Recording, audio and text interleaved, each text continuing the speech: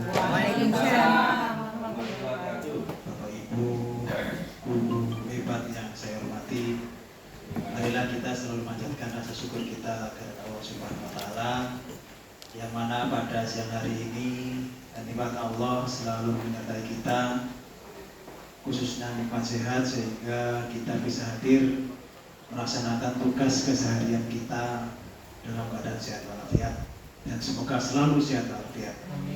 Salawat dan salam semoga terlimpahkan kepada junjungan kita, Nabi kita, Nabi Muhammad SAW yang sudah memberikan tauladan kepada umat manusia kepada jalan kebenaran.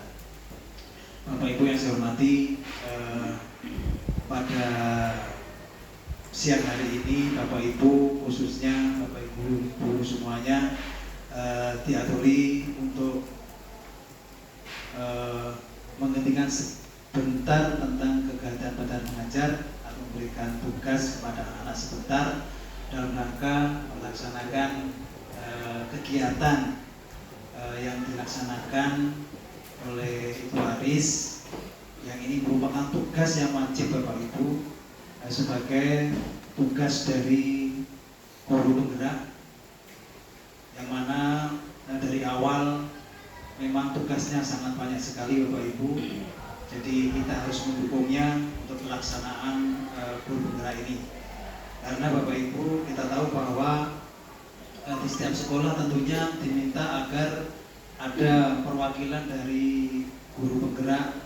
Jadi kami mohon mungkin untuk pendaftaran berikutnya Bapak Ibu yang masih muda-muda dan sudah memenuhi syarat, monggo, karena di sekolah lain sudah semakin banyak untuk guru penggeraknya. Untuk itu Bapak Ibu, tugas baris pada hari ini adalah desiminasi. Yang tadinya saya juga bingung apa desiminasi, Pak. Mas. Jadi saya juga tanya tadi, materinya kalau tidak salah materi desiminasi disiplin positif Bapak Ibu, yang tujuannya adalah berbagi praktik baik. Dari judul ini tentunya kita juga bisa memahami bahwa ada beberapa hal yang wajib ditularkan kepada kita semua Bapak Ibu sebagai pendidik, sehingga nantinya kita juga bisa mengaplikasikan yang berkaitan atau yang ilmu yang diperoleh oleh guru penggerak, sehingga kita paling tidak ketularan nantinya ilmunya, bisa melaksanakan aplikasi apa-apa yang sudah diberikan di dalam modul ataupun kegiatan guru penggerak. Untuk itu Bapak Ibu, supaya tidak panjang lebar pada kegiatan pada pagi hari ini, khususnya kepada Ibu Aris, supaya bisa memberikan materi yang sejelas-jelasnya kepada teman-teman semua, sehingga nantinya kita bisa ikut mempraktekkan kegiatan yang sangat positif ini pada pagi hari ini. Itu kami persilakan kepada Bu Aris untuk melaksanakan tugasnya sesuai dengan yang sudah direncanakan. Mungkin dari Pak As ada langsung.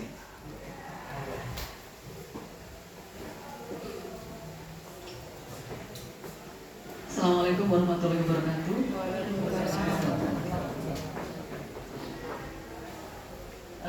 Sebelumnya saya ucapkan terima kasih banyak kepada Pak Hasito yang telah memberikan saya izin untuk melaksanakan diseminasi ini, juga untuk Pak Andi yang sudah menyiapkan waktunya. Jadi saya diberikan di jam setelah istirahat, juga kepada Bapak Ibu semuanya yang setelah bersedia meluangkan waktu untuk mengikuti diseminasi ini. Jadi hari ini saya akan mencoba berbagi Bapak Ibu tentang disiplin positif. Kita ke tujuan dulu, saya langsung ke poin aja. Jadi untuk tujuannya seperti yang Bapak Adi bilang tadi, bahwa tujuan dari diseminasi ini adalah yang pertama adalah tentang berbagi praktik baik. Jadi nuwun sewu, saya sebelumnya nuwun sewu dulu ke Bapak itu, bukan berarti saya lebih pintar, boten, karena memang dalam pendidikan guru penggerak kami sudah menyelesaikan di angkatan 5 ini, kami sudah menyelesaikan 4 modul pertama di paket 1. Jadi satu paket isinya 4 modul, kami sudah menyelesaikan 4 modul pertama. Biasanya dalam setiap modul itu kami mengawali dengan proses eksplorasi, kemudian diakhiri dengan aksi nyata. Di 3 modul sebelumnya, aksi nyata yang kami lakukan itu membuat video praktek. Jadi praktek yang dari teori-teori yang sudah kami pelajari, dari diskusi itu kami membuat videonya, praktek bersama anak-anak. Kemudian disosialisasikan lewat sosial media. Jadi kami biasakan menggunakan YouTube, memang harus diupload ke YouTube atau ke status. Jadi tujuannya memang berbagi praktik baik. Jadi khusus di modul 1.4 ini tentang disiplin positif, kami bukan hanya harus membaginya dalam media sosial, tetapi harus berbagi langsung kepada Bapak Ibu semua melalui diseminasi. Jadi nanti sistemnya nanti bisa memilih sebetulnya Bapak Ibu ada webinar dan ada diseminasi langsung. Cuman saya memilih diseminasi langsung supaya bisa langsung berkomunikasi, bisa langsung sharing, bisa langsung diskusi, berbagi tentang apa yang sudah saya dapatkan duluan untuk dibagikan bersama Bapak Ibu. Kemudian next Mbak. Sebelum kita memulai diseminasi ini seperti biasa, yang kami lakukan di pendidikan guru penggerak itu setiap kali mengawali diskusi kita selalu membuat kesepakatan kelas. Jadi kesepakatan kelas ini kesepakatan forum isinya Bapak Ibu. Jadi ada rule-nya, ada aturannya di sana. Di sini demi maaf saya pakai kacamata dulu nggak kelihatan. Selama pemaparan materi alat komunikasi dalam keadaan hening atau tertanggi. Sepakat nih Bapak Ibu nih? Ya. Mengikuti diseminasi dengan aktif. Mungkin nanti ada sesi sharing, ada sesi diskusi. Kami mohon keaktifannya. Kemudian mengangkat tangan jika ingin bertanya atau berpendapat. Monggo angkat tangan dulu, baru kami persilakan untuk bertanya atau berpendapat. Kemudian menghargai peserta lain saat memberikan pertanyaan atau berpendapat. Jadi mungkin nanti pada saat dengan berpendapat atau bertanya, ada peserta lain, ada guru lain yang ingin tiba-tiba muncul unek-unek kemudian langsung ingin menyampaikan, monggo angkat tangan dulu, nanti ada urutannya. Jadi sepakat nggih Bapak Ibu? Oke, matur nuwun. Jadi next, Pak. Kita mulai dulu dengan ice breaking. Ice breaking seperti judulnya, ice breaking ini supaya keadaannya bisa lebih cair gitu. Jadi kalau saya lihat bukan jenengan, saya yang agak tegang gini di sini. Jadi di sini ada ice breaking ini Bapak Ibu, ada gambar di situ, ada kotak warna, clue-nya disukai banyak orang. Merah tambah merah, jadinya itu ungu Bapak Ibu. Ungu tambah ungu jadinya hijau. Kalau sesuai konsepnya seni rupa ini salah, okay. Tapi ini agak melenceng sedikit Pak Budi dari konsep campur warna seni rupa. Jadi warna-warna primer sekunder itu kita lepaskan dulu. Kemudian kalau biru ditambah biru jadinya merah. Nah untuk pertanyaan 3 sama 4 Bapak Ibu, 2 hijau ditambah 1 ungu. Mungkin ada yang tahu hasilnya warnanya apa? Monggo, yang mungkin ada kepikiran. Teka-teki. Kuning. Coklat. Kalau sesuai konsep seni rupa memang coklat. Monggo. Biru tua. Pak Ambar. Monggo. Jadinya pink. Lalu? Jadi panjang. Clue-nya biru tambah biru. Biru tambah biru jadinya merah. Lalu 3 ungu. 3 ungu kan? Mungkin ada yang punya pendapat lain, monggo yang lain. Satu biru. 1 biru, 2 hijau ditambah 1 ungu jadinya 1 biru. Gimana? Bu Sarah, monggo Bu Sarah. Kasih pendapat Bu Sarah, monggo berdiri Bu Sarah. 5 ungu. Oke, monggo. Berdiri saja Bu Sarah, monggo.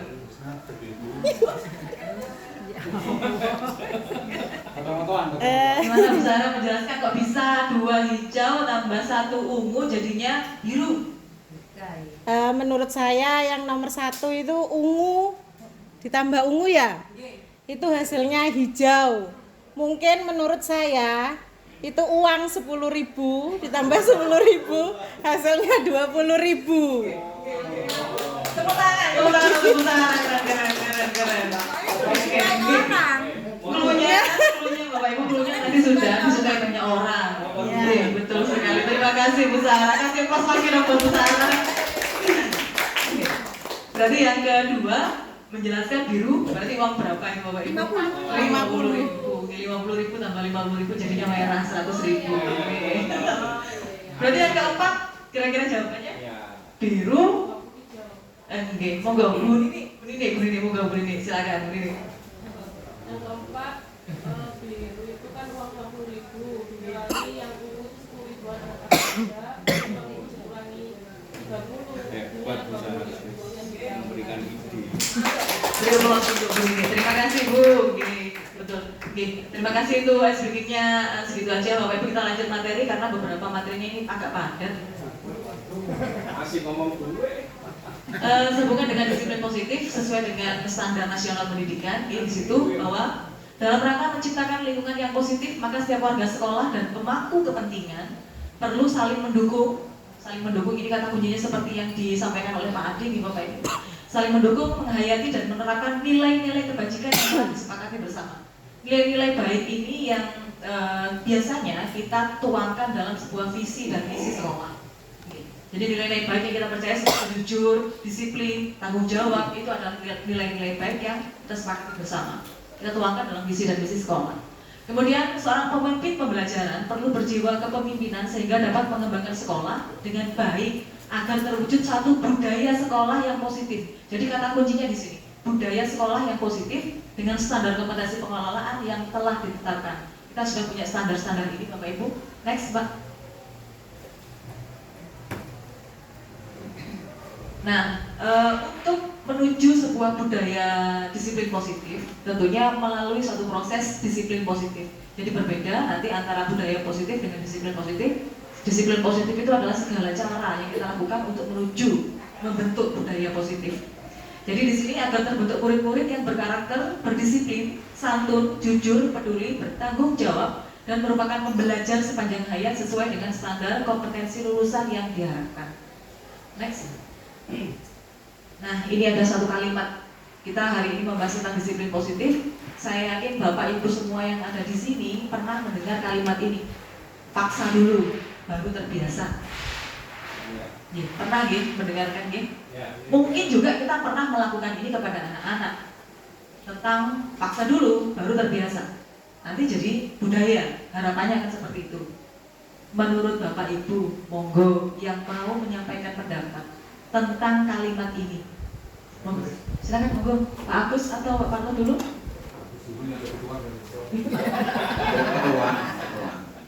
Kalau menurut saya istilah itu memang paksa dulu, tapi setelah itu anak menjadi terpaksa.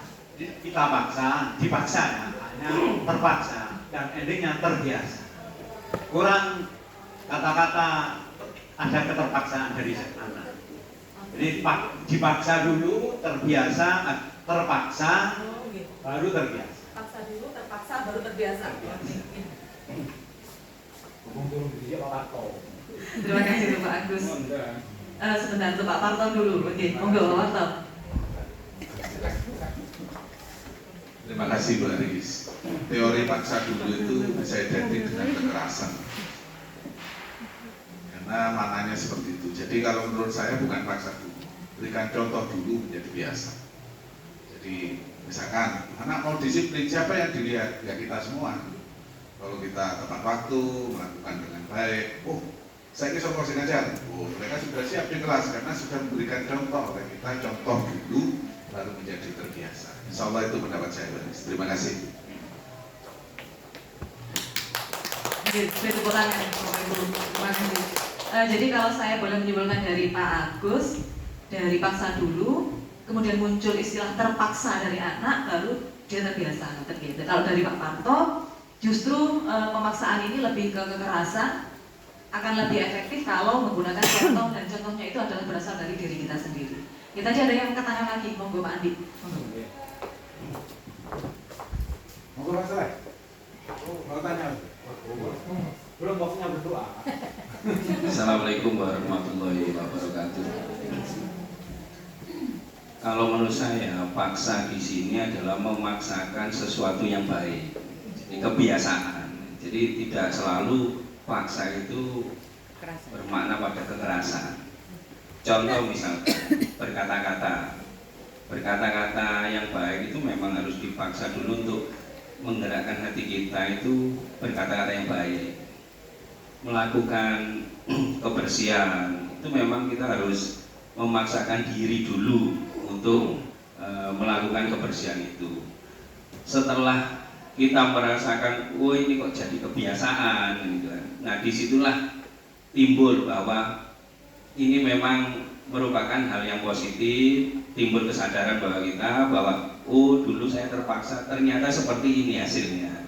Sehingga hal yang dulunya kita menjadi terpaksa dan sekarang malah menjadi kebutuhan kebaikan itu. Jadi saya sepakat dengan kata paksa dulu baru terbiasa. Jadi terpaksa dulu, jadi menekankan yang dikatakan Pak Agus tadi, baru akhirnya kita terbiasa. Terima kasih. Assalamualaikum warahmatullahi wabarakatuh.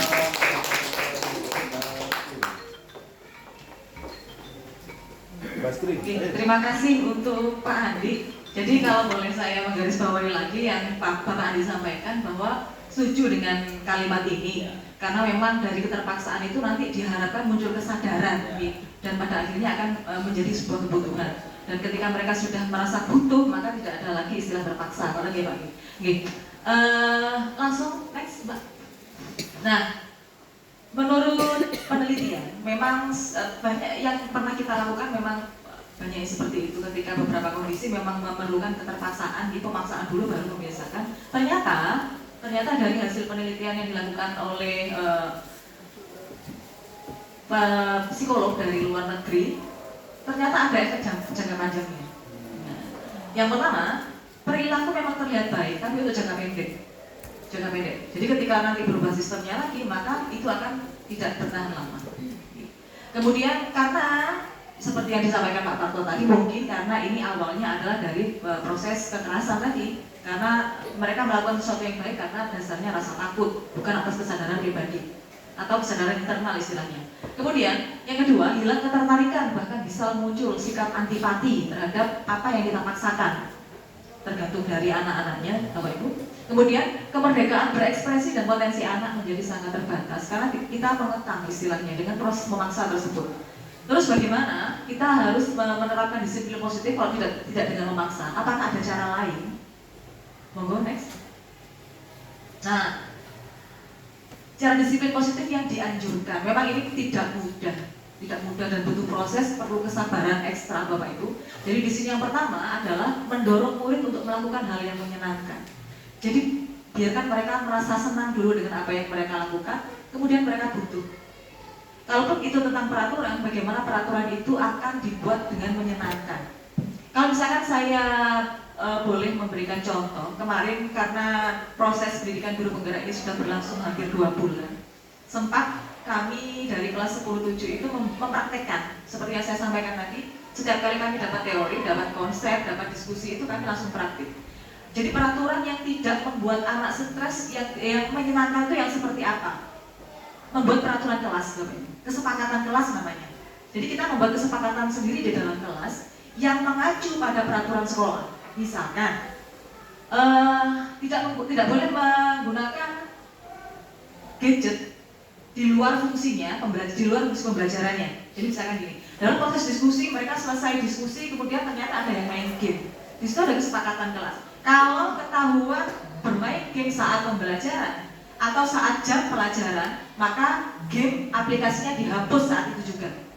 Itu salah satu contoh. Dan semua kelas itu mengawasi Bapak Ibu dengan senang hati. Ketika ada satu teman yang terlihat nge-game gitu, Bu, langsung lapor. Nanti itu tidak berlaku hanya untuk saya saja, ternyata pada guru-guru yang lain juga sama. Bu, nge-game Bu. Terus konsekuensinya apa?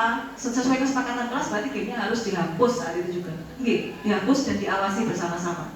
Itu salah satu contoh penerapan peraturan kelas yang dilakukan secara menyenangkan menurut teorinya ini. Disiplin positif. Kemudian membantu menemukan inspirasi. Ini lebih ke tadi yang disampaikan oleh Pak Parto bahwa mereka itu butuh contoh.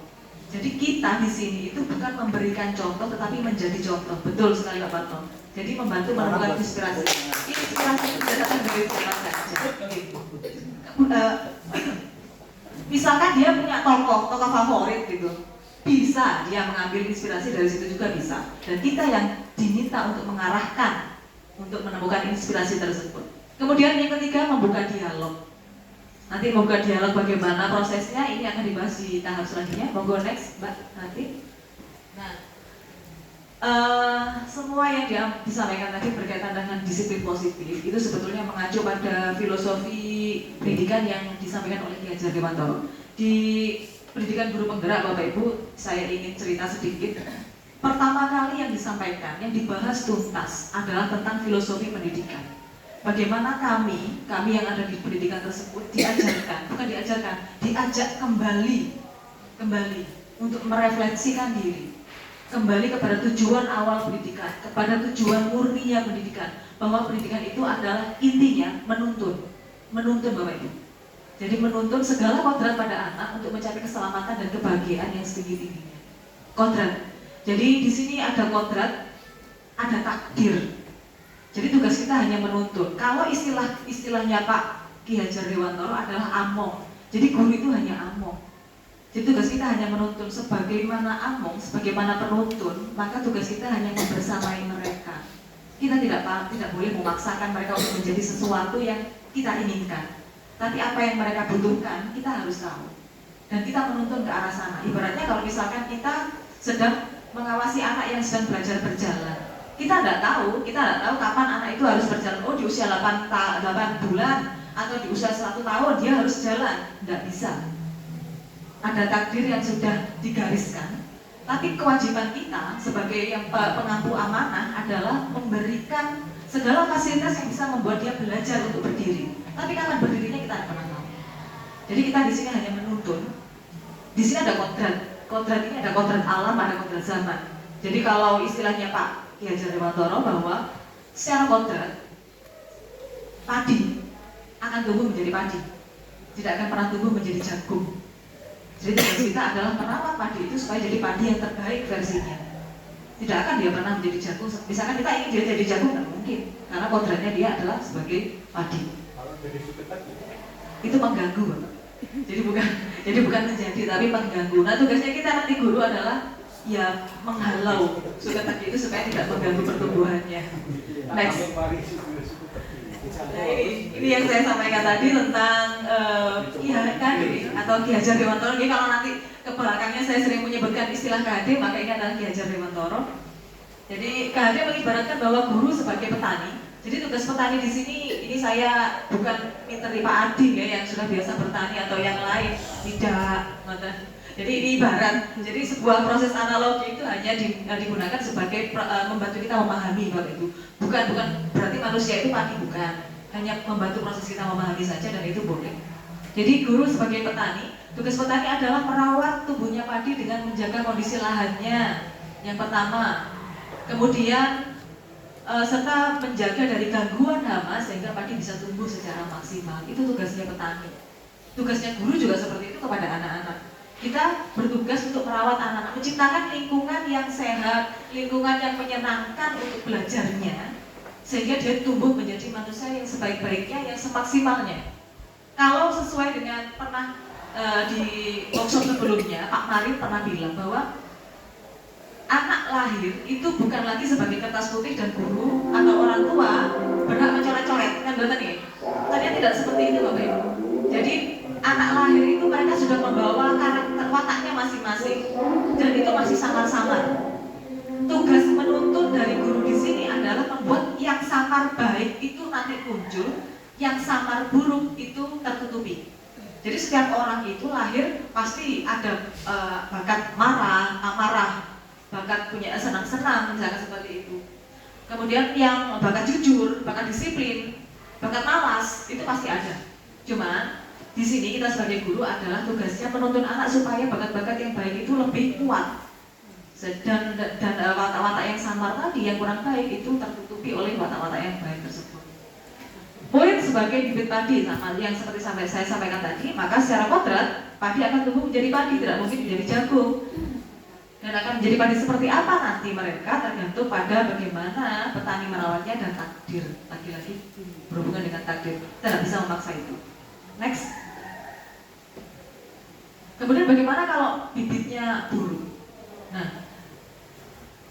seperti yang Pak Adi sering lakukan juga, kadang bibit padi itu tidak ada yang baik, ada yang buruk, ada yang kurang baik gitu. Jadi kalau misalkan bibit baik, rasanya tidak ada masalah. Ketika kita memberikan sesuatu, menyediakan suasana belajar yang menyenangkan, maka dia juga akan tumbuh insya Allah menjadi orang yang baik juga. Tapi bagaimana kalau bibitnya kurang baik? Asalkan proses penanganannya benar, maka kemungkinan untuk dia menjadi baik pun itu ada.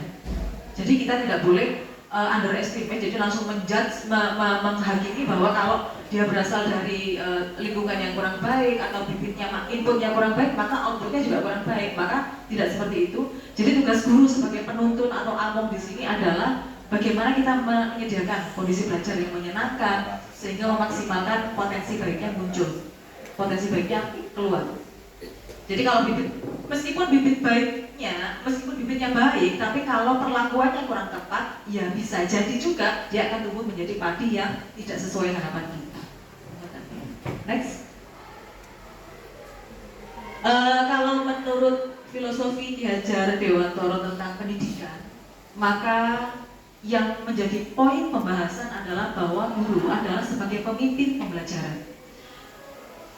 Guru sebagai pemimpin pembelajaran di sini harus bisa menciptakan pembelajaran yang berpusat pada murid. Jadi segala sesuatunya harus ditujukan untuk semaksimal mungkin potensi murid yang baik muncul, untuk tujuan terbaik dari murid tersebut. Jadi next Mbak Tanti. Kita sudah mengenal tentang paradigma dunia pendidikan dulu dari kurikulum 2013. Kita sudah mengenal teori konstruktivistik. Jadi yang sebelumnya biasanya kita menggunakan teori behavior. Di sini behavior mengajarkan bahwa teori belajar yang fokus pada perubahan perilaku siswa akibat adanya pengaruh dari luar dan stimulus. Jadi siswa dianggap sudah belajar tentang suatu hal ketika terlihat perbedaan pada perilakunya. Teori behavior ini bisa dikenal dengan teori stimulus respon. Jadi bagaimana responnya tergantung stimulusnya. Ketercapaiannya akan dilihat dari misalkan dari nilai. Kalau nilainya sudah baik, berarti dianggap teori ini belajarnya sudah berhasil. Sudah, itu yang menurut teori behavior. Untuk teori konstruktivis, siswa didorong untuk memanfaatkan kemampuan berpikir, penalaran dan analitis mereka. Bersamaan dengan hal tersebut, pendidikan menjadi lebih tentang aplikasi konsep dan membangun koneksi, bukan hanya sekedar mengambil informasi. Ini yang disebut dengan teori kontrol, Bapak Ibu, yang nanti akan menjadi dasar dari disiplin positif. Next. Dr. William Glasser yang dalam kontrol teorinya atau yang kemudian berkembang menjadi choice theory menjelaskan tentang teori kontrol, bahwa kontrol itu bukan lagi kita harus memaksa. Beberapa miskonsepsi yang terjadi bahwa ilusi bahwa guru itu mengontrol murid, padahal pada dasarnya kita tidak dapat memaksa murid untuk berbuat sesuatu kalau murid tersebut memilih untuk tidak melakukannya, maka kita tidak bisa memaksa, Bapak Ibu.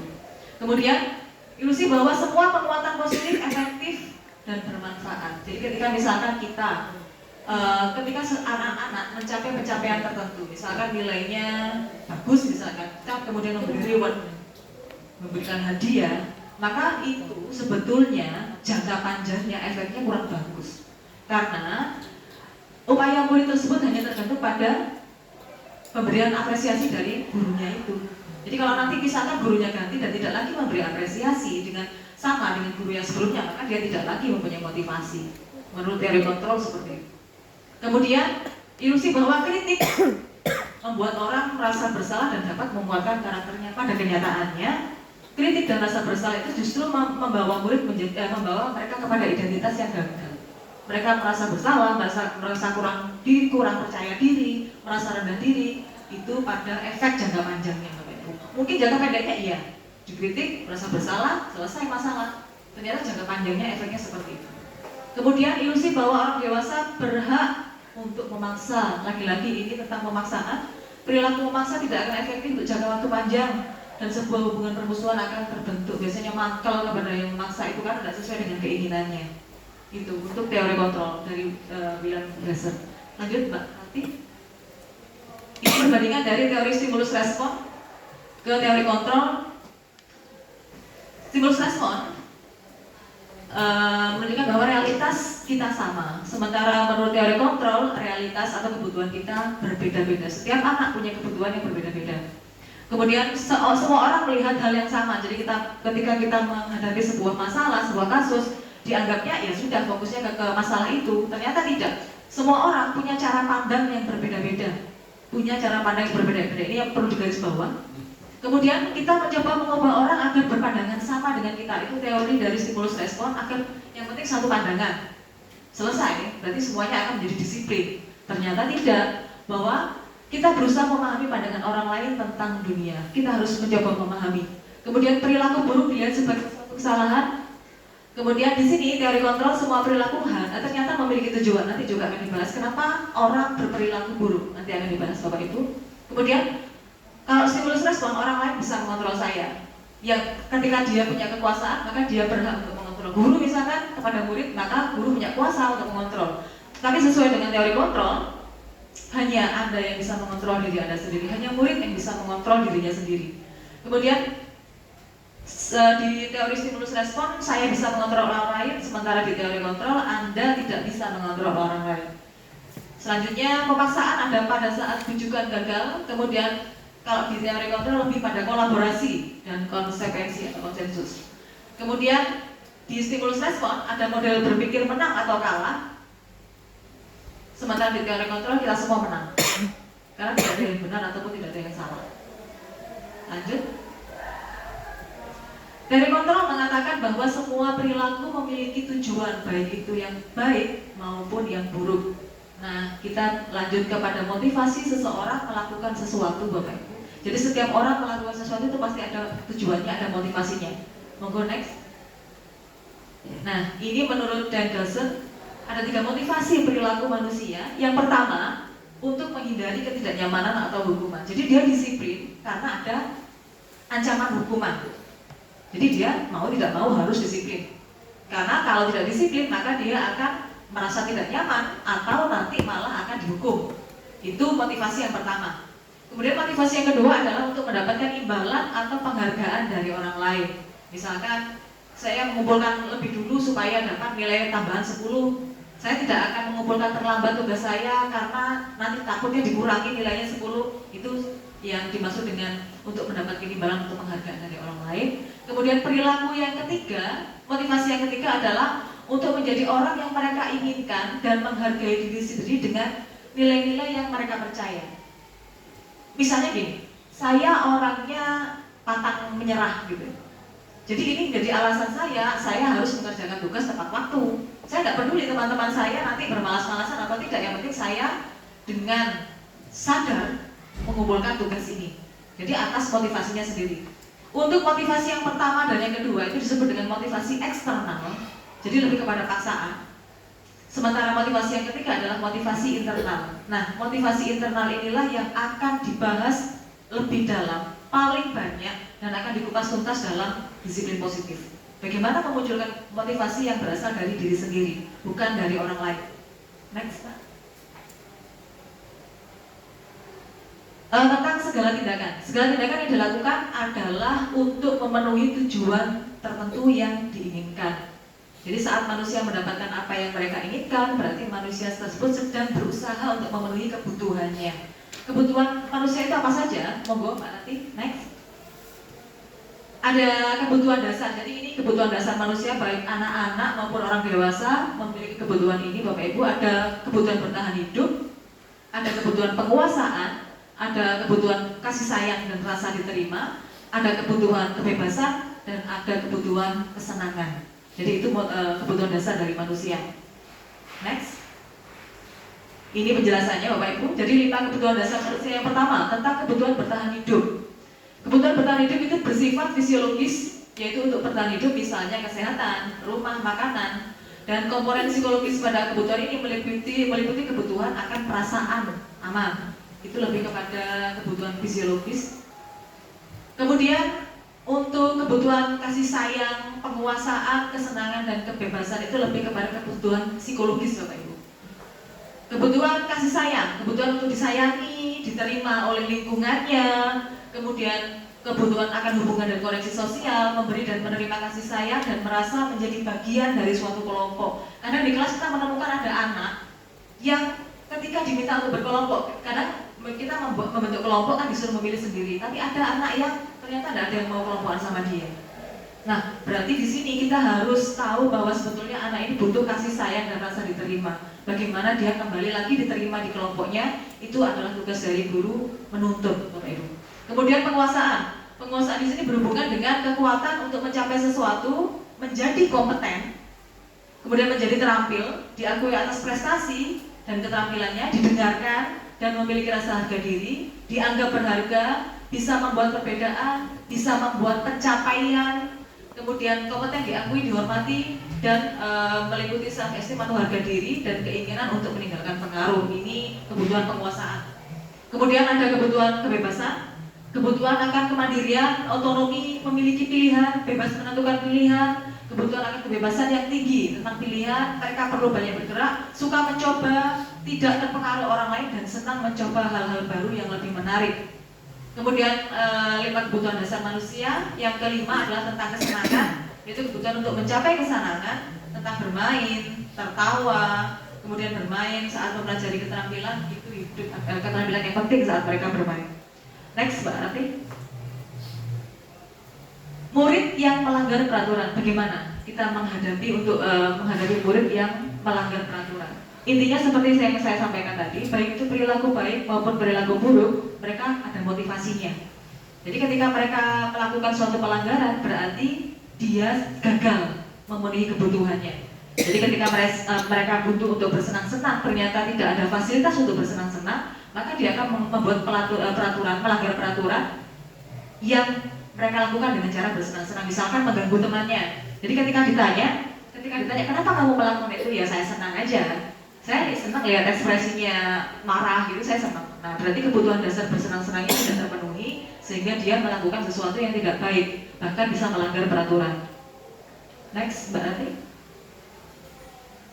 Kemudian disiplin dan peraturan. Nah, berhubungan dengan disiplin biasanya erat kaitannya dengan peraturan supaya terbentuk disiplin. Nah, ada konsekuensi di sana bahwa siapa yang tidak taat pada peraturan atau melanggar peraturan, maka konsekuensinya adalah hukuman dan konsekuensi. Kemudian sementara mereka yang taat pada peraturan, maka dia akan mendapatkan penghargaan. Itu yang biasa terjadi selama ini, Bapak Ibu. Monggo next. Kemudian ini berkaitan dengan posisi guru yang saya bilang tadi sebagai menuntun. Ada istilah 5 posisi kontrol menurut Dan Gosen tadi, bahwa teori kontrol menempatkan ada 5 jenis posisi kontrol yang dilakukan oleh sadar atau tidak sadar kita melakukannya, Bapak Ibu. Ada posisi penghukum. Jadi di sini posisi penghukum adalah seseorang penghukum bisa menggunakan hukuman fisik maupun verbal. Jadi kesalahannya diselesaikan dengan hukuman, biasanya seperti itu. Entah itu hukuman fisik maupun verbal. Kemudian ada posisi pembuat rasa bersalah. Pada posisi ini biasanya guru akan bersuara lebih lembut, lebih kalem.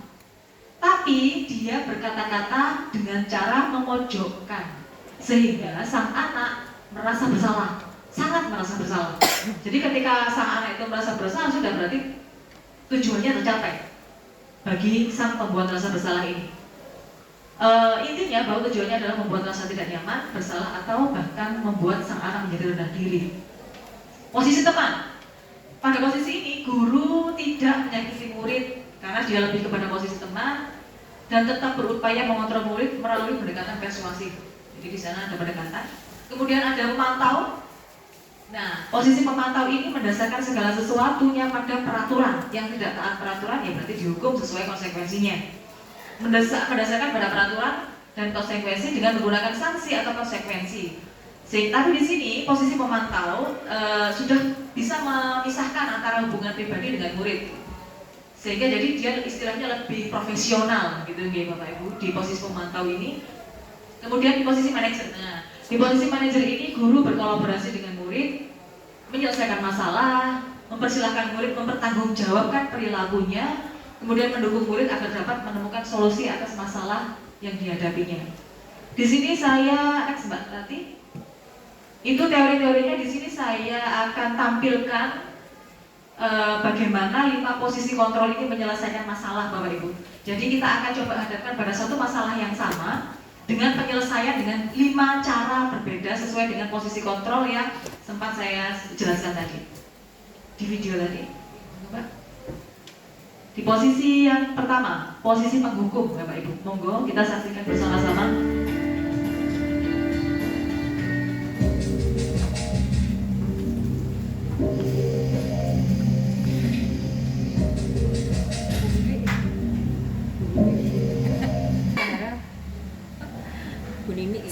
Ini kamu. Selamat pagi Bu. Selalu terlambat. Kamu deh, pasti terlambat. Maaf Bu, saya Apa? Apa coba? Alasan kamu apa lagi? eh, Kapan sih kamu tidak terlambat? Malas sekali ya kamu jadi anak. saya Dasar pemalas. Gak kapok-kapok sih kamu. Sudah berapa kali terlambat? Sana, kamu keliling lapangan basket 2 kali. kenapa saya harus keliling lapangan basket Bu? Kenapa? Kamu melawan ibu? Berani-beraninya jawab. Sudah terlambat, masih berani jawab pula. Sekarang, keliling lapangan basket 5 kali sekalian. Biar kapok. Cepat. Pergi sana ke lapangan basket.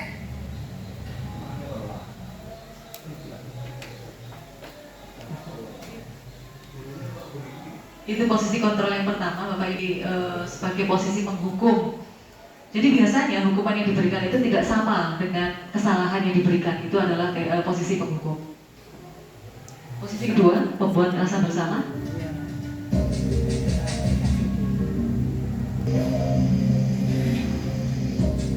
Mbak Nini mah. Naren, Mbak Nini mah. Ini mah. Ini pakai cepat. Selamat pagi Bu. Naren. Kamu kenapa terlambat lagi, nak? Ya Tuhan, Naren. Kamu senang ya bikin ibu susah ya? Kalau kamu terlambat lagi, nanti ibu yang ditegur bapak kepala sekolah, nak. Disangka ibu tidak bisa membina kamu. Duh, gimana ini? Maaf Bu, Duh, Gusti Naren. Kamu suka ya kalau ibu ditegur bapak kepala sekolah? Terus, sekarang ibu harus tulis apa ini di buku absen? Ini kamu sudah sering terlambat loh. Ibu harus apa coba? maaf Bu, maaf sekali. Ya sudah, lain kali jangan bikin ibu susah lagi ya nak ya. Ibu tidak akan kuat lagi kalau kamu begini terus. Bisa jantungan kalau ibu tegur bapak kepala sekolah. Sana cepat ke kelas. Maaf ya Bu, maaf sekali.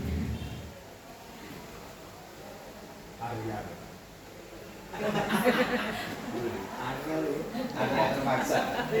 Arya terpaksa. Posisi teman, Bapak Ibu. Ayo.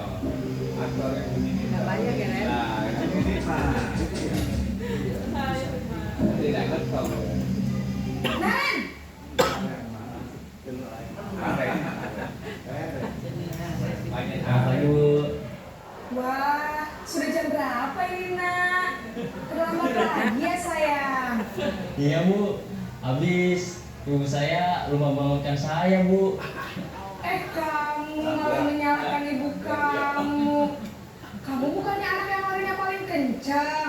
Kok terlambat sih? Iya Bu, saya memang terlambat bangun tadi. Jadi biarpun saya lari kencang, tetap gak kekejar Bu. Ya sudah sana. Nanti lain kali larinya lebih kencang lagi ya. Biar gak terlambat lagi. Bikin seneng ibu. Demi ibu. Bisa kan? Bisa lah Bu. Ya sudah sana masuk kelas. Ibu beresin urusan absen kamu. Kamu ini ada-ada saja.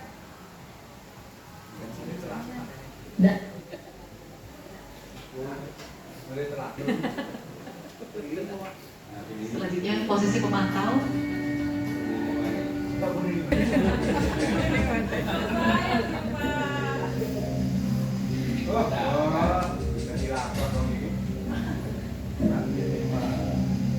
Naren, Oh, Aren.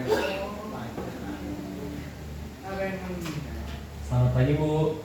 Naren,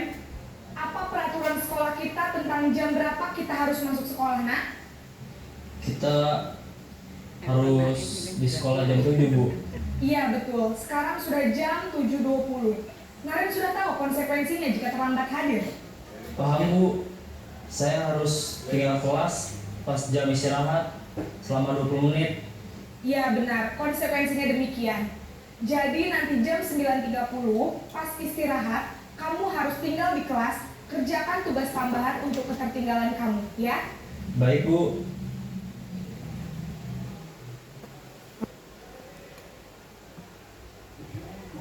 Yang terakhir, posisi kontrol yang terakhir, posisi manajer.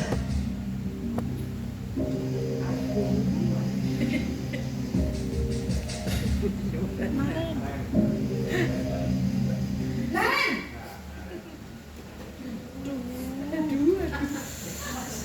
Selamat pagi, Bu. Selamat pagi Naren. Maaf, Bu.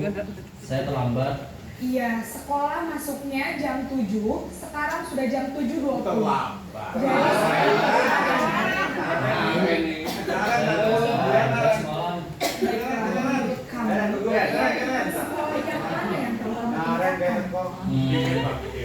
Menghargai diri sendiri dan orang lain mungkin ya, Bu. Setuju. Jadi, apakah Naren meyakini prinsip saling menghormati tersebut? Iya, Bu. Saya meyakininya. Apakah Naren bersedia memperbaiki masalah keterlambatan ini? Bersedia, Bu. Bagaimana kamu akan memperbaiki masalah keterlambatan ini? Beda sama Naren. Saya akan coba untuk tidak lupa menyetel alarm saya, Bu. Baik, kalau Naren lupa menyetel alarm di rumah, ada orang yang kira-kira bisa bantu mengingatkan tidak? Nggak tahu, Bu. Ada, Bu. Kakak saya, Kak Emma. Ada lagi selain Kak Emma? Selain Kak Emma, ada ibu saya. Baik, jadi yang mengingatkan Naren adalah Kak Emma dan ibu kamu ya? Kira-kira akan mulai setel alarm kapan nih Naren? Setelah pulang sekolah, akan segera saya lakukan. Baik, jadi Naren akan setel alarm untuk bangun besok pagi dan akan diingatkan oleh kakak dan ibunda Naren ya? Ada lagi yang mungkin perlu dilakukan Naren? Agar tidak terlambat bangun lagi. Tidak ada, Bu. Baik Naren, terima kasih untuk kerjasama kamu. Sekarang kamu perlu kembali ke kelas untuk belajar. Baik, Bu. Terima kasih.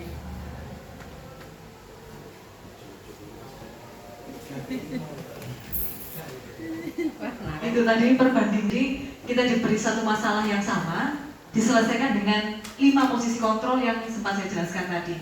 Saya boleh minta reviewnya Bapak Ibu, jadi apa yang jenengan saksikan tadi, mungkin ada yang ingin berpendapat, monggo Bapak Ibu, monggo Pak Andi, silakan.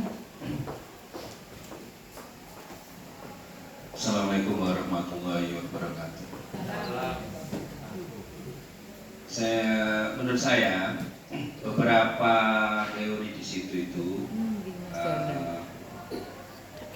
penggunaannya, jadi semuanya itu kalau menurut saya itu baik.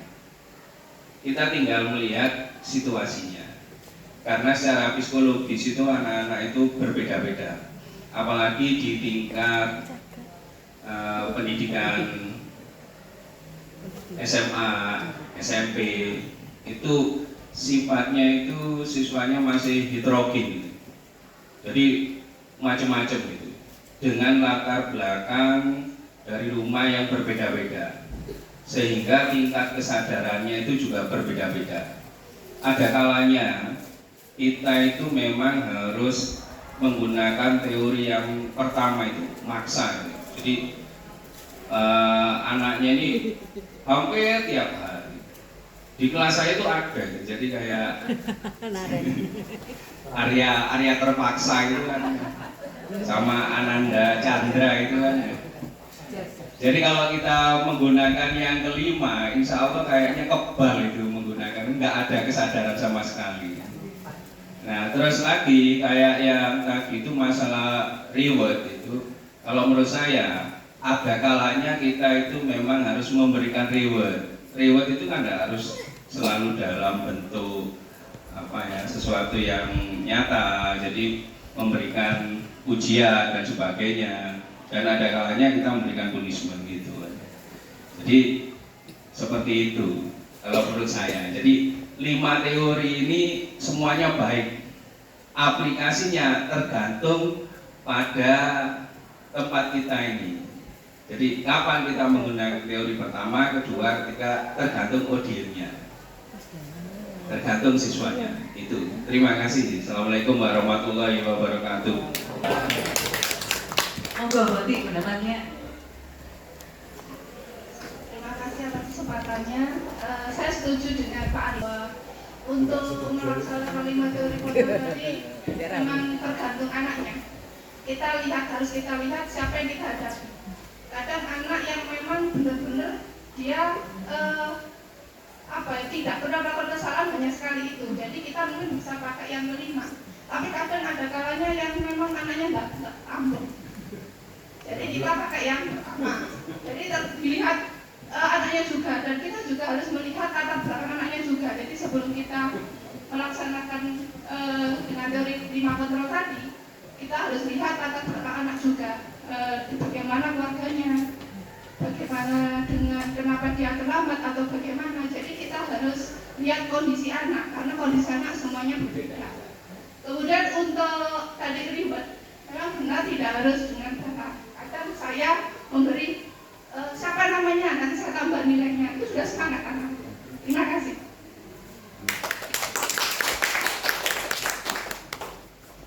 Monggo Pak Parto. Terima kasih. Dua pendapat sudah disampaikan. Kalau teori saya pakai teori yang nomor 5. Misalkan kasusnya sama dengan Pak Andi dan Arya. Karena secara manajemen kami itu manajer di kelas.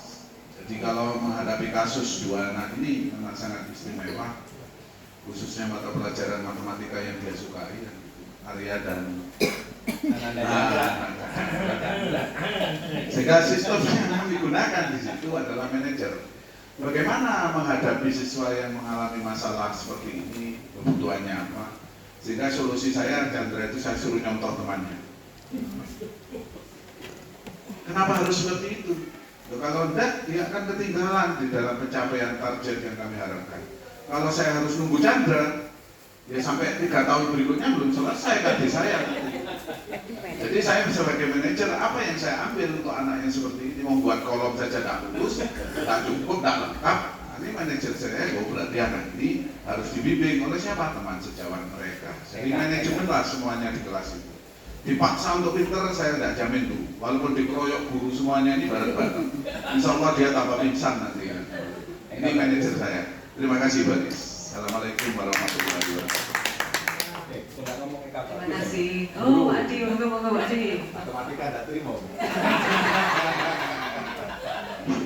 Terima kasih atas waktu yang diberikan. Tadi sudah 3 jawaban atau 3 yang sudah diutarakan. Mungkin dari 5 contoh tadi atau 5 teori tadi, teori pertama mungkin yang saya tidak setuju. Kenapa? Karena mungkin yang pertama tadi itu kalau kita terapkan kepada siswa kita itu mungkin tidak sesuai dengan kita sebagai pendidik, karena di situ sudah berlaku pada fisik. Tapi untuk yang nomor 2 dan 5 tadi itu mungkin kita lihat pada penanganan siswa yang sesuai dengan anaknya. Jadi seperti Pak Parto tadi melihat Arya cocoknya dengan nomor 5 misalkan, kemudian Pak Andi cocoknya dengan nomor 3 misalkan sebagai teman misalkan. Itu bisa juga mungkin seperti Arya sebagai teman dia lebih manut, mungkin bisa seperti itu. Atau malah lama juga bisa. Jadi mungkin kalau saya cocok nomor 2 sampai 5. Untuk yang pertama tadi mungkin tidak kita berikan kepada anak. Terima kasih. Terima kasih. Ada yang ingin berpendapat lagi mungkin Bapak Ibu? Tidak ada? Oh, bagus, monggo. Terima kasih untuk kesempatan yang kedua terkait dengan peristiwa kesalahan pada mobil. Ini saya cenderung pada nomor 1 Baris, sehingga kami termasuk semi militer. Dan sebelumnya ya mungkin background saya berbeda karena di lapangan. Kalau kita lunak di lapangan akan terlindas oleh anak. Sehingga awal biasanya anak melakukan sambut, kok sering terlambat ke lapangan. Sudah, minggu depan saya beri waktu untuk ganti baju 10 menit, lebih dari 10 menit, sekot jam 10 kali, lebih dari 15 menit, sekot jam 15 kali. Itu sudah jadi kesepakatan. Dengan pemberian sanksi semacam itu, alhamdulillah yang terlambat tetap menjalani. Berapa Pak jatah saya Pak? Bisa ada. Terkait juga dengan pemaksaan semacam itu, seperti anak-anak, tolong masukkan anak-anak jam 7.15, masih ada yang bermanfaat. Oleh karena itu perlu pendisiplinan yang semi militer itu. Menurut saya setuju dengan yang nomor 1. Tapi bukan untuk guru matematika, karena guru matematika nggak karakter. Keliling lapangan BEM 5, nah, ada kan itu.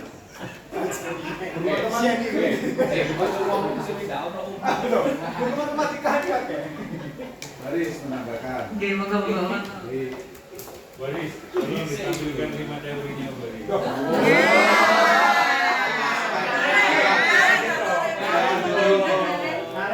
Kalau yang ngajar itu kajiannya kali-kali Baris jadi Baris.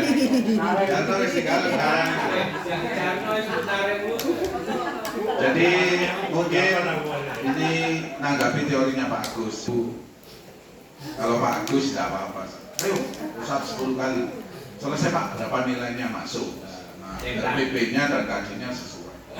Ekonomi, mari lapangan 10 kali. Min berapa kamu?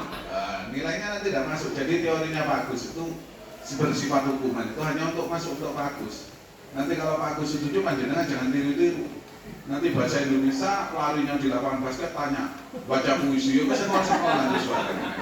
Ini hanya menegaskan saja teorinya Pak Agus hanya untuk Pak Agus Bapak Ibu.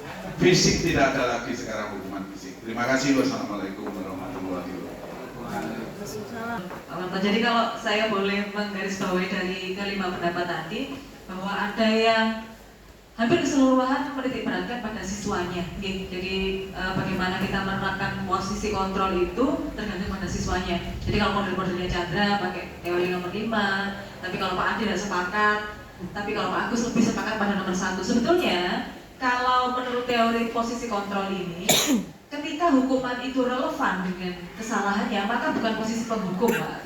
Jadi itu sebetulnya posisi pemantau.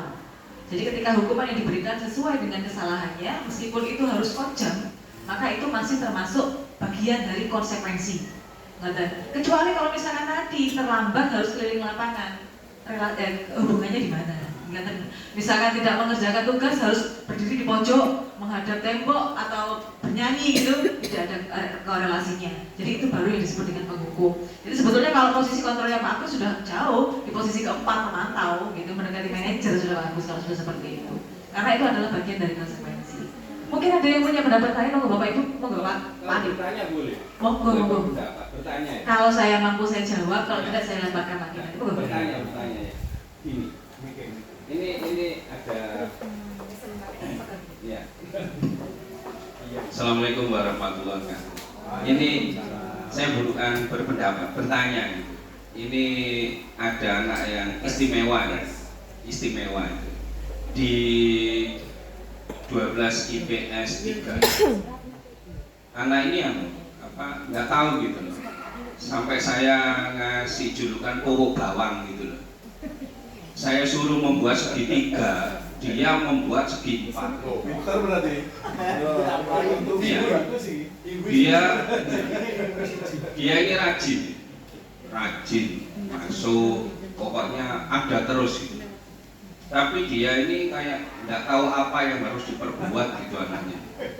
Inisialnya EB. Inisialnya EB. Iya. Bahkan kalau menurut saya, kalau di Bu Rosa ini yang tahu, kalau menurut saya itu bodoh. Orang bodoh itu kan nggak sampai SMA sebenarnya, bukan debil atau idiot. Nah, anak yang tidak tahu apa yang harus dia perbuat, ini kalau menurut saya itu bukan malas, bukan nakal, bukan pelawan dan sebagainya, tapi kayaknya memang otaknya nggak nyangkut gitu loh ke sana itu. Saya harus menggunakan teori yang mana ini pada anak yang memang dia nggak tahu dirinya gitu loh, bukan nggak tahu diri ya, dia nggak nyampe memang ke situ. Kemampuannya memang kalau misalkan senar itu pedot satu, gitar pedot satu, nggak enak suaranya itu. Atau air nggak sampai penuh satu gelas. Iya. Bagaimana saya memposisikan pada anak yang dia tidak tahu dirinya gitu. Seperti itu. Terima kasih. Assalamualaikum warahmatullahi wabarakatuh. Waalaikumsalam warahmatullahi wabarakatuh. Oke, terima kasih untuk pertanyaannya. Kalau menurut saya nanti mungkin bisa sharing dengan teman yang lain. Kalau menurut saya dari yang saya dapat, memang posisi paling ideal itu adalah posisi manajer, Pak Andi. Jadi ketika kita tidak langsung menghukum anak, kemudian tahu oh dia salah, kemudian kita menjudge dia bahwa dia memang tidak mampu otaknya. Apa mungkin perlu pendekatan Pak Andi, jadi diajak ngomong dulu, empat mata gitu, kenapa dia seperti itu, apakah ada masalah di rumahnya. Kemudian kalau dia selalu terlambat seperti itu, nanti ditanya konsekuensinya untuk dia sendiri apa. Apakah mungkin, ya mungkin, kan ini namanya usaha di Bapak Ibu. Jadi kelima teori kontrol ini muncul karena ada pengalaman. Jadi berdasarkan dari pengalaman. Kemudian yang mungkin bisa kita praktekkan juga, memang benar, secara kondisional. Jadi kadang kita menggunakan posisi kontrol nomor 1, kalau masalahnya seperti itu. Di posisi kontrol nomor 5 misalkan, nah kondisi ideal memang kita menggunakan pendekatan secara namanya kalau di posisi manajer atau posisi kontrol itu namanya menggunakan pendekatan segitiga restitusi. Terima kasih untuk pertanyaannya. Boleh saya lanjutkan? Ini akan menjelaskan apa yang nanti akan dilakukan dalam posisi manajer. Monggo. Nah ini Pak Andi yang akan ingin saya sampaikan untuk menjawab pertanyaan Pak Andi. Jadi kita di posisi manajer itu menggunakan pendekatan namanya pendekatan segitiga restitusi. Restitusi itu apa? Jadi restitusi adalah usaha untuk membangkitkan kesadaran anak. Jadi membangkitkan kesadaran anak secara kolaborasi dengan siapa? Antara guru dengan murid. Jadi proses diskusi ini berlangsung dan proses menggali informasi dari anak itu secara terpercaya karena mereka akan jujur dan dengan catatan dalam keadaan yang nyaman.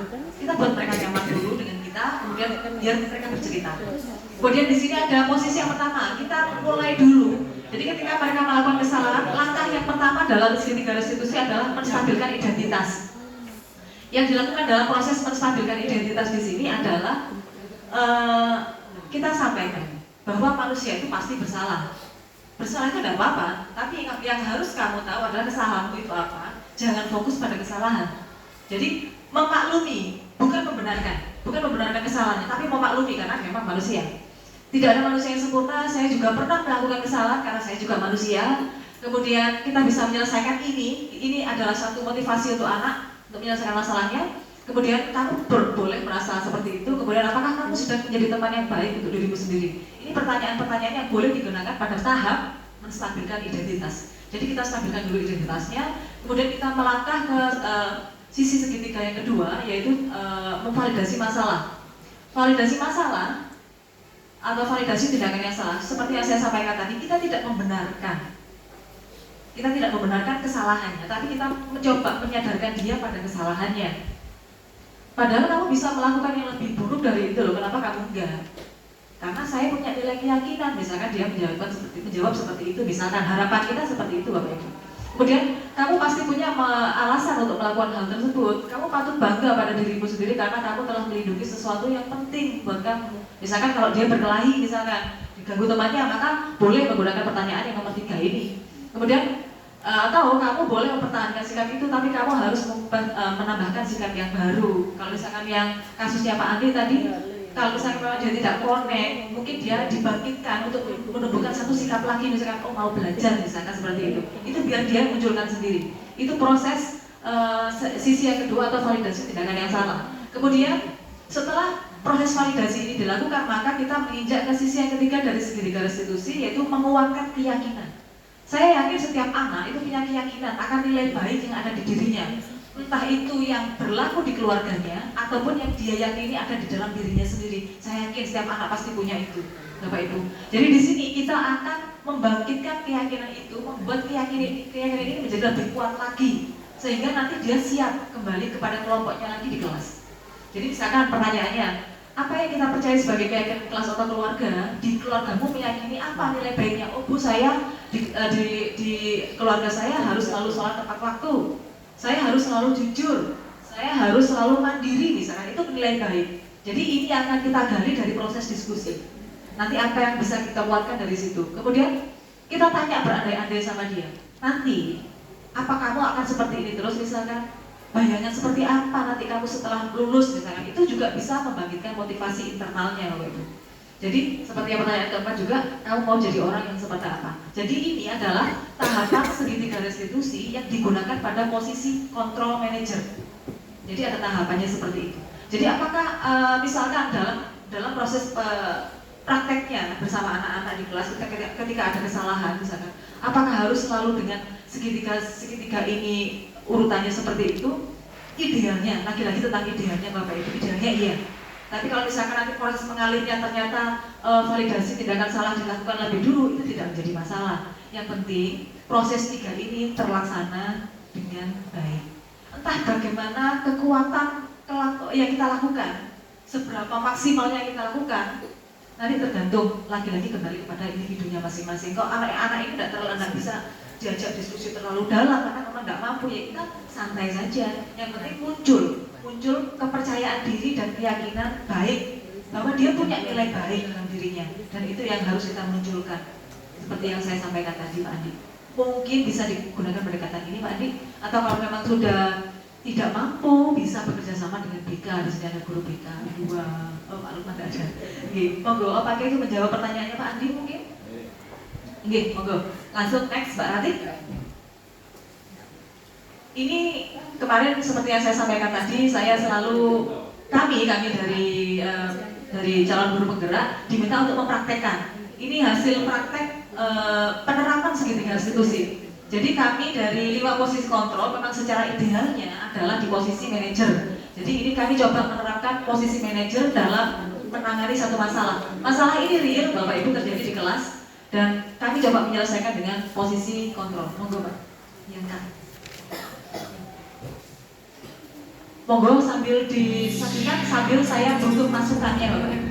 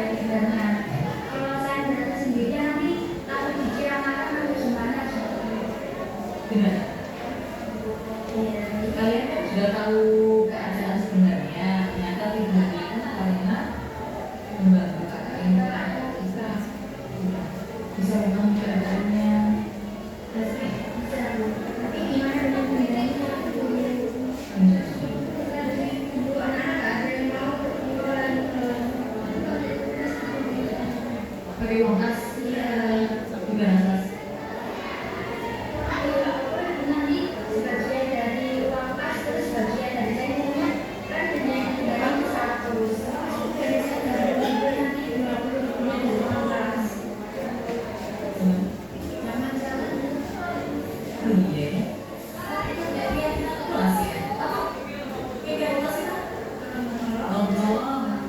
Saling memaafkan.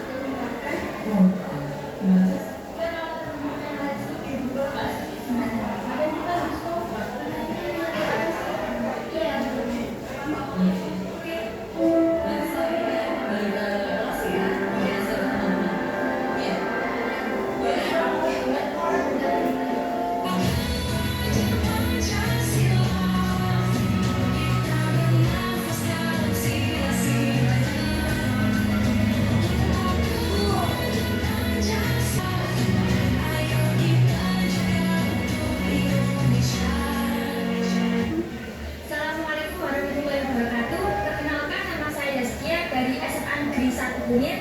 Saya dari kelas 10-7. Perasaan saya setelah diajak bahas untuk menyelesaikan masalah dengan cara praktik segi tugas diskusi, rasanya itu lebih enak, plong, dan nyaman. Dengan cara itu saya tahu saya salah, tapi saya tidak rendah diri karena saya tahu cara menyelesaikannya. Semoga praktik baik ini bisa berlangsung dan dilaksanakan di sekolah saya. Assalamualaikum warahmatullahi wabarakatuh.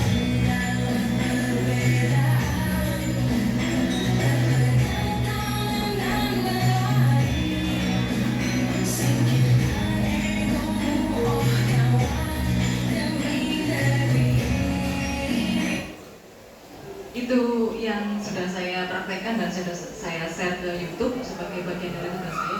Saya butuh satu masukan Bapak Ibu sebelum saya akhiri nanti diseminasi. Monggo, siapa yang ingin menyampaikan pendapatnya, masukannya, monggo. Pak Has.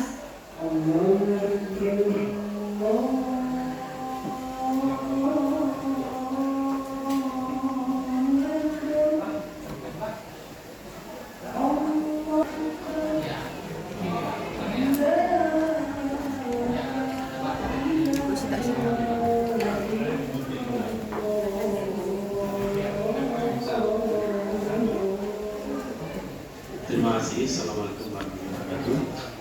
Yang pertama tentunya saya sampaikan selamat kepada semua yang masih semangat untuk melanjutkan kegiatan guru penggerak tahap 5. Mudah-mudahan tahap 6 diikuti oleh teman-teman yang lain.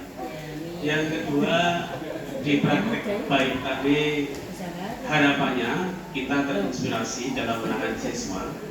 Intinya siswa itu apapun, karena semua siswa itu pandai, semua siswa punya kepandaian, mungkin ada 18 jenis dari masing-masing, dan itu kita optimalkan. Kemudian kalau siswa bersalah, harapannya kita bisa ngerogoh antinya, sehingga siswa itu dengan jujur, dengan kesadarannya dia mengakui kesalahannya. Kemudian kalau siswa itu terjadi permasalahan di kelas, harapannya kelas itu juga bisa memahami, kemudian kelas itu bisa praktek tadi bisa presisi dengan baik.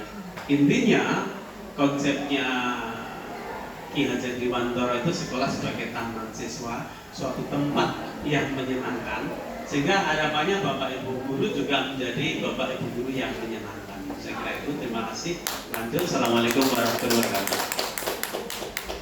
Terima kasih untuk penguatannya Pak Hasita. Ibu nggak balik lagi. Terima kasih Mbak Riz. Bagus sekali itu Mbak Riz. Mudah-mudahan ini bisa memberikan pencerahan buat kita dalam mengatasi siswa. Tadi perlu saya tegaskan bahwa saya mengatakan bodoh itu menurut teori ini ya, ada kan memang tingkat psikologis anak gitu loh. Bodoh ini bukan dalam artian keilmuannya ya. Artinya bahwa memang itulah kondisi anak itu. Kan ada kan memang ada yang normal, ada yang idiot, ada yang debil, ada yang bodoh. Kalau bodoh ini kan maksudnya itu ya kurang mandi bisa, makan bisa, cuma nggak nyambung gitu. seperti itu. Beda kalau misalnya dalam hal keilmuan gitu.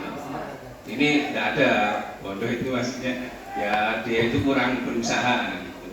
Dan apapun ini insya Allah manfaat, mudah-mudahan juga memberikan inspirasi buat kita semua dalam mengatasi siswa, dan semangat terus baris, mudah-mudahan sukses dan memberikan kebaikan bagi sekolah kita ini. Terima kasih. Assalamualaikum warahmatullahi wabarakatuh.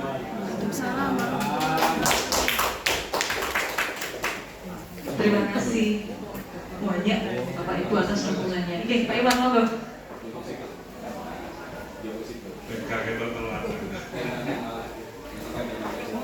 Oke, terima kasih.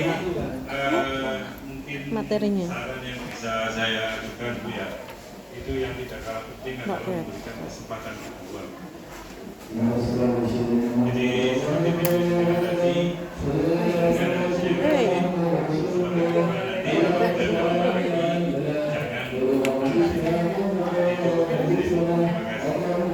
kita menerima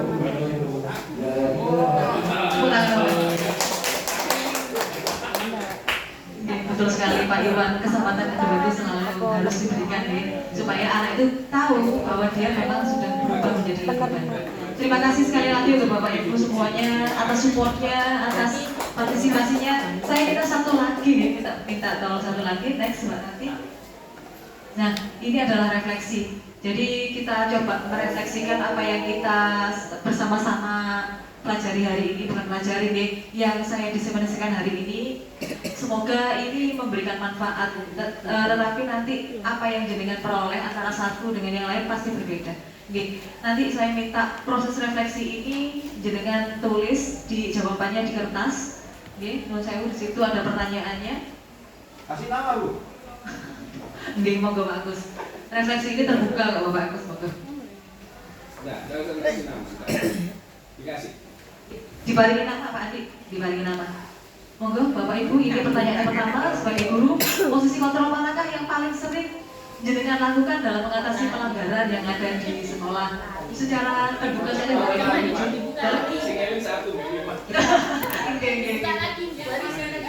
Posisi kontrol, ini monggo. Berarti posisi kontrolnya dibuka lagi. Saya bertanya. Nah ini 5 posisi kontrol. Ada penghukum, ada pembuat rasa bersalah, lembut tapi menusuk gitu nih Pak. Kalau teman itu lebih ke pendekatan persuasif, pemantau itu taat peraturan, jadi sesuai peraturan tidak sesuai ya sudah dihukum. Kemudian posisi manajer. Manajer ini memang kondisi paling ideal Bapak Ibu. Jadi kalau misalkan memang kita ingin mempraktekkan ini monggo.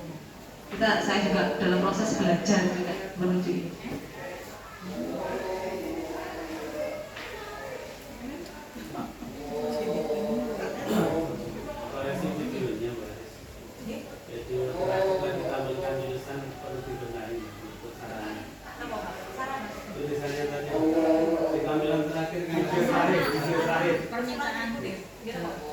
Pertanyaan kayaknya rusak. Oh, oke. Nanti saya materi ke Pak Edi itu digunakan. Oh, berarti saratannya ya Pak. Apa pertanyaan dibuang? Pertanyaan kedua.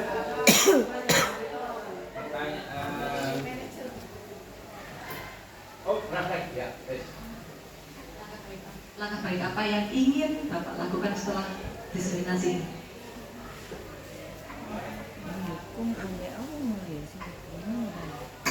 Yang kedua manajer.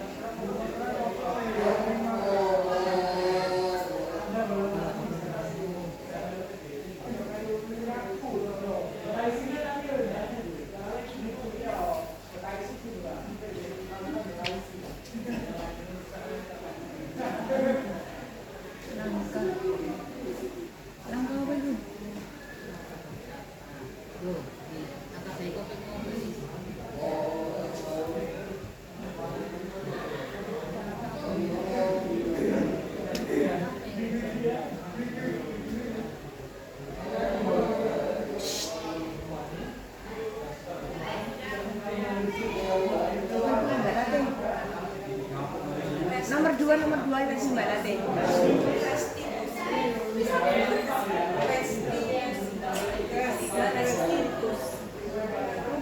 Mbak Rate, nomor 2 tapi Mbak apa Mbak? Mbak.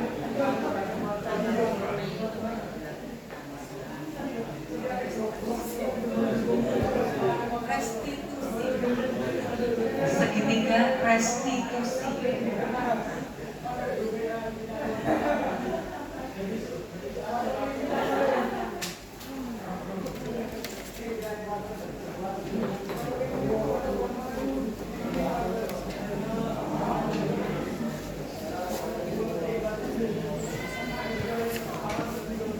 Sambut Bapak Ibu. Oke, nanti dikumpulkan ke paling depan ya. Oh gitu, berarti dibantu mengumpulkan berarti.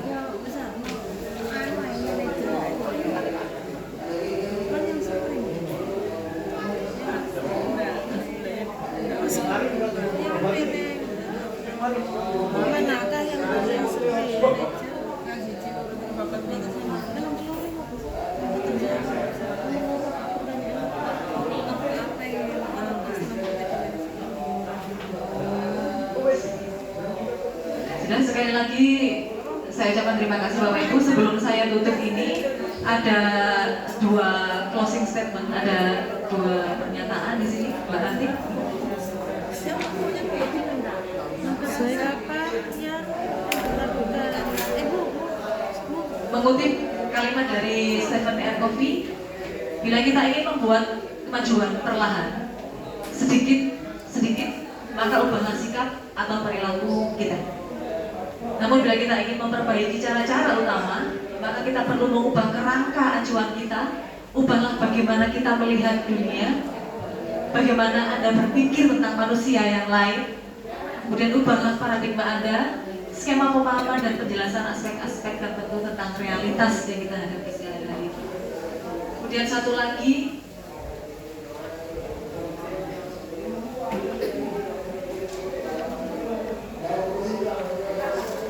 ini tentang merdeka.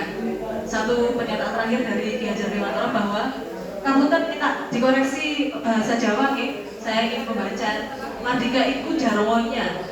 Orang mau ngepasing pakrih nging uga kuat kuasa aman diri priyangga. Ngoten nggih, beratan. Betul, cara membaca saya betul Bu. Jadi merdeka itu artinya tidak hanya terlepas dari perintah, tetapi mampu memerintah diri sendiri. Terima kasih, itu dari saya Bapak Ibu. Terima kasih atas waktunya. Assalamualaikum warahmatullahi wabarakatuh.